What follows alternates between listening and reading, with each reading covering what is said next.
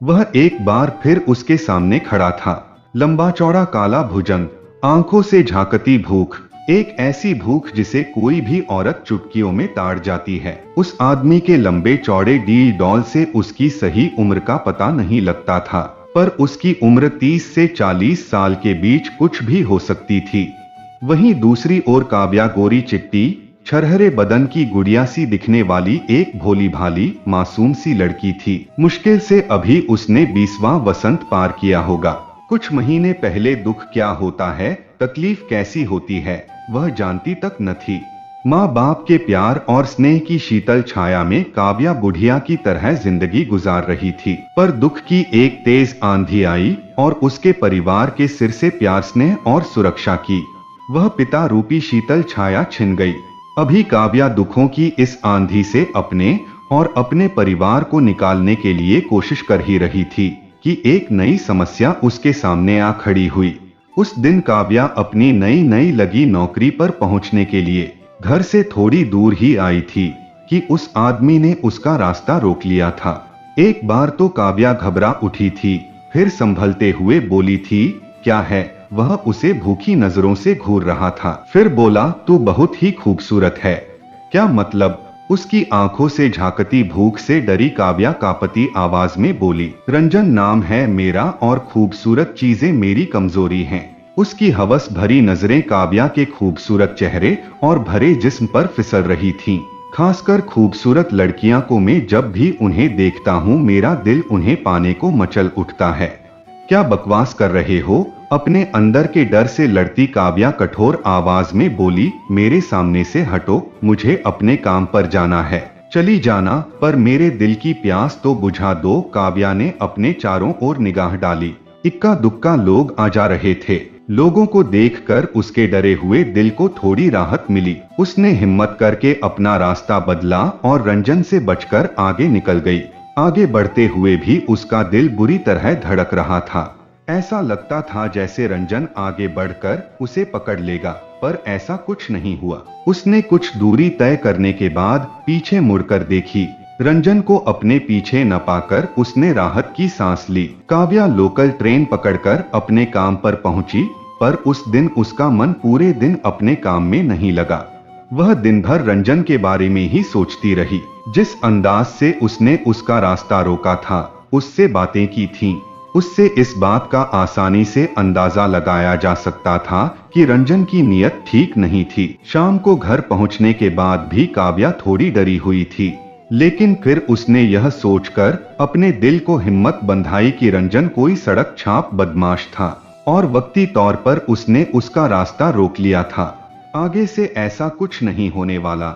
लेकिन काव्या की यह सोच गलत साबित हुई।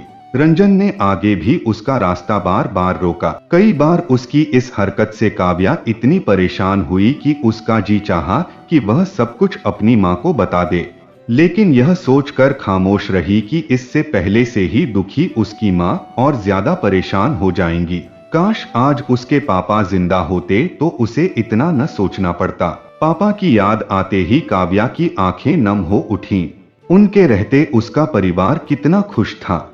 मम्मी, पापा और उसका एक छोटा भाई, कुल 4 सदस्यों का परिवार था उसका। उसके पापा एक ट्रांसपोर्ट कंपनी में काम करते थे और उन्हें जो पैसे मिलते थे उससे उनका परिवार मजे में चल रहा था। जहां काव्या अपने पापा की दुलारी थी, वहीं उसकी माँ उससे बेहद प्यार करती थी। उस दिन काव्या के पापा अपनी कंपनी के काम के चलते मोटरसाइकिल से कहीं जा रहे थे कि पीछे से एक कार वाले ने उनकी मोटरसाइकिल को तेज टक्कर मार दी। वे मोटरसाइकिल से उछले, फिर सिर के बल सड़क पर जा गिरे। उससे उनके सिर के पिछले हिस्से में बेहद गंभीर चोट लगी थी। टक्कर लगने के बाद लोगों की भीड़ जमा हो गई। भीड़ का दबाव के चलते कार वाले ने उसके घायल पापा को उठाकर नजदीक के एक निजी अस्पताल में भर्ती कराया, फिर फरार हो गया। पापा की जेब से मिले आई कार्ड पर नंबर लिखा था। मोबाइल से अस्पताल वालों ने जब उन्हें फोन किया तो वे बदहवास अस्पताल पहुंचे, पर वहां पहुंचकर उन्होंने जिस हालत में उन्हें पाया, उसे देखकर उनका कलेजा दहल सा गया। उसके पापा कोमा में जा चुके थे। उनकी आंखें तो खुली थीं, पर वे किसी को पहचान नहीं पा रहे थे। फिर शुरू हुआ मुश्किलों का न थमने वाला एक सिलसिला। डॉक्टरों ने बताया कि पापा के सिर का ऑपरेशन करना होगा। इसका खर्च उन्होंने 2.5 लाख रुपए बताया। किसी तरह रुपयों का इंतजाम किया गया। पापा का ऑपरेशन हुआ, पर इससे कोई खास फायदा न हुआ। उन्हें विभिन्न यंत्रों के सहारे एसी वार्ड में रखा गया था, जिसकी एक दिन की फीस 10,000 रुपए थी। धीरे धीरे घर का सारा पैसा खत्म होने लगा।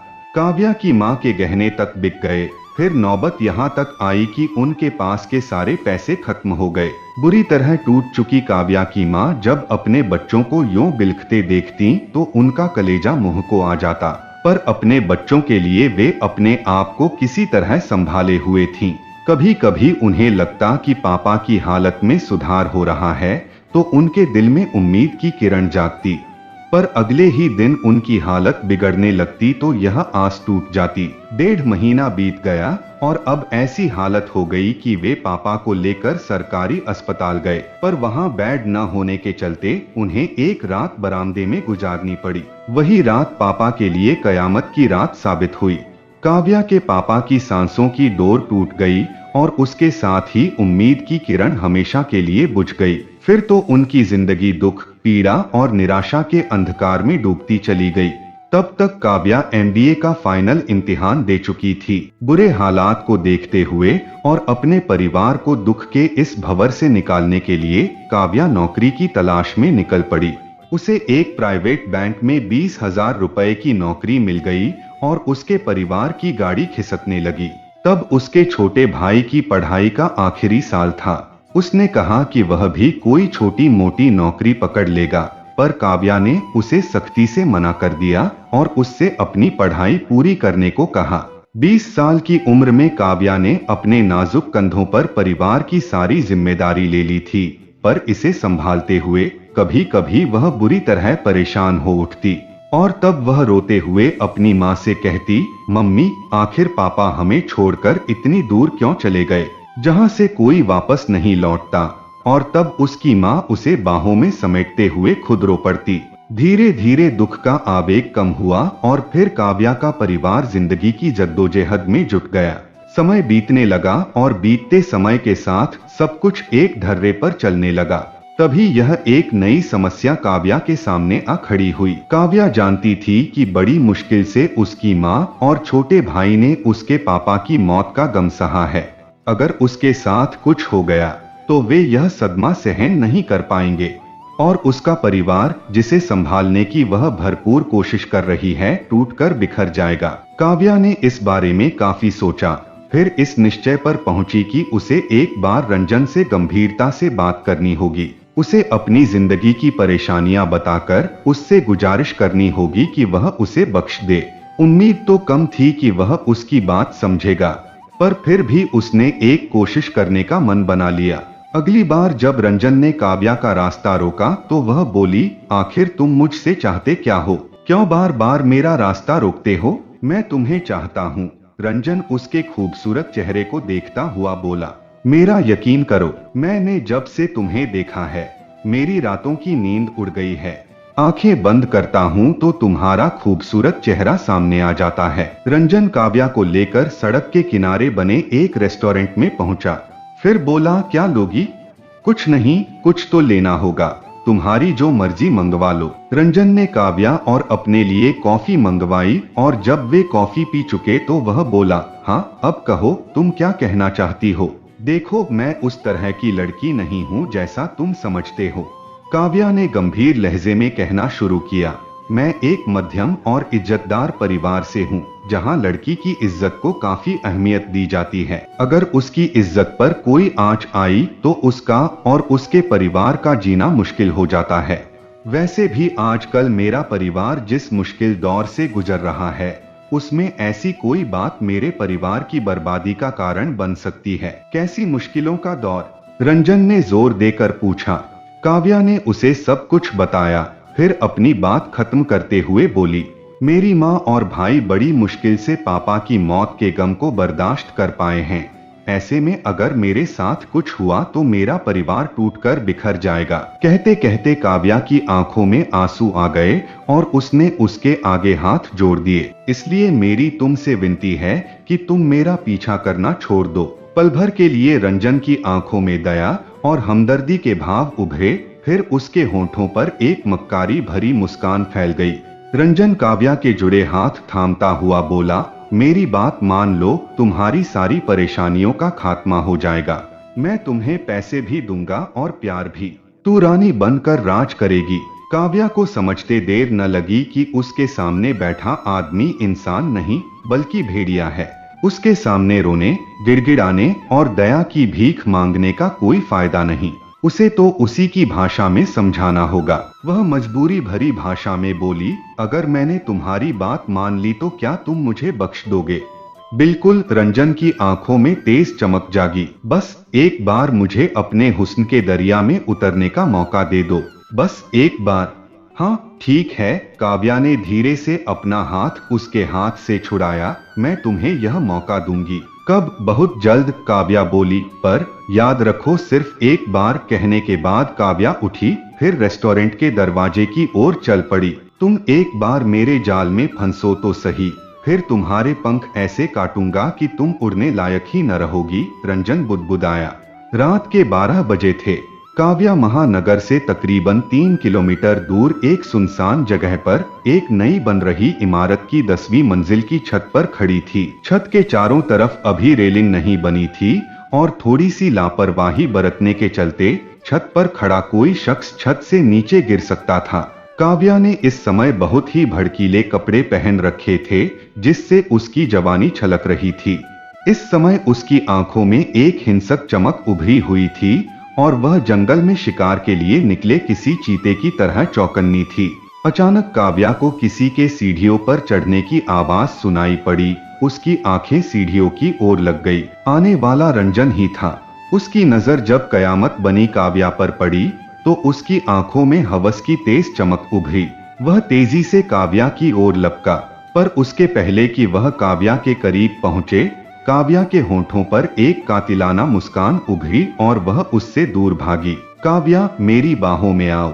रंजन उसके पीछे भागता हुआ बोला। दम है तो पकड़ लो, काव्या हंसते हुए बोली। काव्या की इस कातिल हंसी ने रंजन की पहले से ही भड़की हुई हवस को और भड़का दिया। उसने अपनी रफ्तार तेज की, पर काव्या की रफ्तार उससे कहीं तेज थी। थोड़ी देर बाद हालात ये थे कि काव्या छत के किनारे किनारे तेजी से भाग रही थी और रंजन उसका पीछा कर रहा था। पर हिरनी की तरह चंचल काव्या को रंजन पकड़ नहीं पा रहा था। रंजन की सांस उखड़ने लगी थी और फिर वह एक जगह रुककर हांफने लगा। इस समय रंजन छत के बिल्कुल किनारे खड़ा था, जबकि काव्या ठीक उसके सामने खड़ी हिंसक नजरों से उसे घूर रही थी। अचानक काव्या तेजी से रंजन की ओर दौड़ी। इससे पहले कि रंजन कुछ समझ सके, उछलकर अपने दोनों पैरों की ठोकर रंजन की छाती पर मारी। ठोकर लगते ही रंजन के पैर उखड़े और वह छत से नीचे जा गिरा। उसकी लहराती हुई चीख उस सुनसान इलाके में गूंजी। फिर धड़ाम की एक तेज आवाज हुई। दूसरी ओर काव्या विपरीत दिशा में छत पर गिरी थी। काव्या कई पलों तक यूं ही पड़ी रही, फिर उठकर सीढ़ियों की ओर दौड़ी। जब वह नीचे पहुंची तो रंजन को अपने ही खून में नहाया जमीन पर पड़ा पाया। उसकी आंखें खुली हुई थीं और उसमें खौफ और हैरानी के भाव ठहर कर रह गए थे। शायद उसने सपने में भी नहीं सोचा था कि उसकी मौत इतनी भयानक होगी।